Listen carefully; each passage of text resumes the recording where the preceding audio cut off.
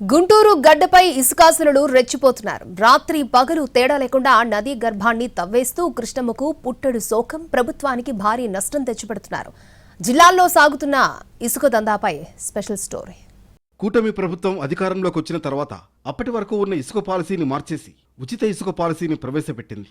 అయితే ప్రభుత్వం చెప్పినట్లుగా క్షేత్రస్థాయిలో మాత్రం అమలు కావడం లేదు. ఉమ్మడి గుంటూరు జిల్లాలో మాచర్ల నుంచి రేపల్లె వరకు కృష్ణా ప్రవహిస్తుంది. అయితే పెదకూరపాడు, తాడికొండ, మంగళగిరి, తెనాలి, వేమూరు, రేపల్లె నియోజకవర్గాల్లో ఇసుక తవ్వకాలకు అనుకూలంగా ఉంటుంది. అందుకే ఈ నియోజకవర్గాల్లో ప్రభుత్వం ఇసుక రీచ్ల ద్వారా తవ్వకాలు చేసేందుకు అనుమతులిచ్చింది. కానీ కొన్ని చోట్ల అనధికారికంగా ఇసుక బకాసురులు తవ్వేస్తున్నారు. జిల్లాలో మొత్తం 5 నేతలు తవ్వకాల్లో పోటీ పడుతున్నారు. ఇందులో వేమూరు ప్రాంతానికి చెందిన వ్యక్తి నేరుగా మైనింగ్ నిర్వహిస్తున్నారు. ఇతనితో పాటు 2 మంత్రులు, మరో 2 కీలక ప్రజాప్రతినిధుల పేర్లు చెప్పి ఇసుక అక్రమ తవ్వకాలు చేస్తున్నట్లు పెద్ద ఎత్తున ప్రచారం జరుగుతోంది. తాడికొండ నియోజకవర్గంలోని బోరుపాలెం, రాయపూడి రీచ్లలో ఇసుక తవ్వకాలకు ప్రభుత్వం అనుమతిచ్చింది. లింగాయపాలెంలో 2 ప్రాంతాల్లో, ఉద్దనరాయనపాలెంలో అక్రమ తవ్వకాలు జోరుగా సాగుతున్నాయి. మంగళగిరి నియోజకవర్గంలోని గుండెమెడలో వేమూరుకు చెందిన వ్యక్తి ఇసుక అక్రమ తవ్వకాలు నిర్వహిస్తున్నాడు. చిర్రావూరు, ప్రాతూరు ప్రాంతాల్లో కృష్ణానదిలో ఇసుక అక్రమ తవ్వకాలు మాత్రం అనధికారికంగా కొనసాగుతున్నాయి.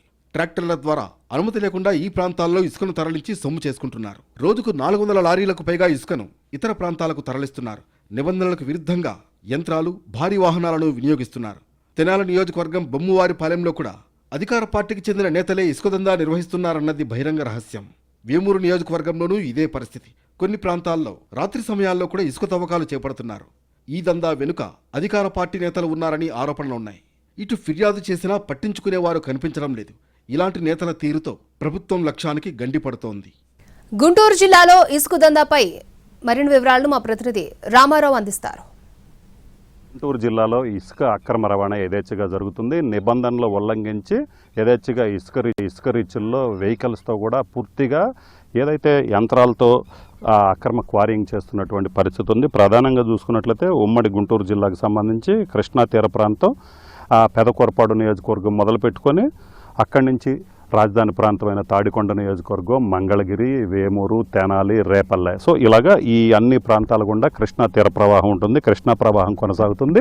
ఈ ప్రాంతాల్లో చూసుకున్నట్లయితే ఇసుక అక్రమ రవాణాకి సంబంధించి అక్రమ తవ్వకాలు భారీ ఎత్తున కొనసాగుతున్నటువంటి పరిస్థితి ఉంది. జిల్లాలో చూసుకున్నట్లయితే ఉచితంగా ఉచిత ఇసుక పథకం ప్రవేశపెట్టినప్పటికీ కూడా దానికి కొన్ని నామ్స్ పెట్టినటువంటి పరిస్థితి. ఎక్కడా కూడా వెహికల్స్ ఏదైతే యంత్రాలు ఉపయోగించకూడదు అనేది మొదటి నామ్. ఎందుకంటే ఈ యంత్రాల ద్వారా ఇసుక తవ్వకాలు జరిగినట్లయితే పర్యావరణాలకు సంబంధించినటువంటి ఇబ్బందులు తలెత్తుతాయన్న ఉద్దేశంతో ఎక్కడా కూడా ఇసుక రీచుల్లో మాన్యువల్గానే ఆ ఇసుక తవ్వకాలు చేపట్టాలి తప్పితే వెహికల్స్ ఏదైతే మిషనరీ ద్వారా అనేది చేయకూడదని చెప్తున్నారు. ప్రస్తుతం మనం విజువల్స్లో చూడొచ్చు. ఇది ఏదైతే గుండెమళ్ళలోని క్వారీ, ఆ క్వారీలో చూసినట్లయితే ప్రొక్లైనర్లు పెట్టి కృష్ణానదిలో ఇసుక తవ్వకాలు జరుగుతున్నటువంటి విజువల్స్ అయితే మనం క్లియర్గా చూడొచ్చు. ఎందుకంటే అసలు ప్రొక్లైనర్లు ఇసుక రీచ్ల్లోకి రాకూడదు, మిషనరీ కాకుండా మాన్యువల్గానే తవ్వకాలు జరగాలి.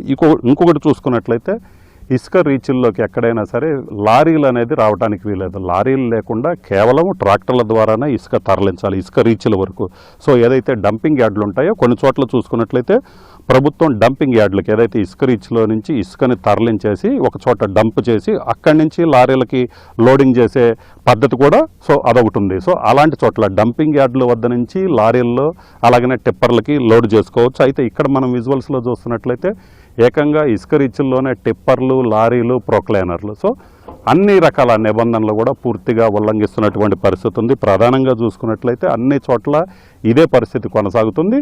ఇక వీటితో పాటు చూసుకున్నట్లయితే ఏదైతే ప్రభుత్వం పర్మిషన్ ఇచ్చినటువంటి ఇసుక రీచ్ల్లో నిబంధనలు ఉల్లంఘించటము, ఏదైతే మిషనరీ పెట్టి తవ్వకాలు చేయటం, అలాగనే భారీ లారీలు తీసుకొచ్చి టిప్పర్లు తీసుకొచ్చి డైరెక్ట్గా నేరుగా లోడింగ్ చేసి పంపిస్తున్నటువంటి పరిస్థితి. మరోవైపు చూసుకున్నట్లయితే అనధికారిక ఇసుక రీచ్లు ఇవి కూడా జిల్లాలో చాలా ఉన్నటువంటి పరిస్థితి ఉంది.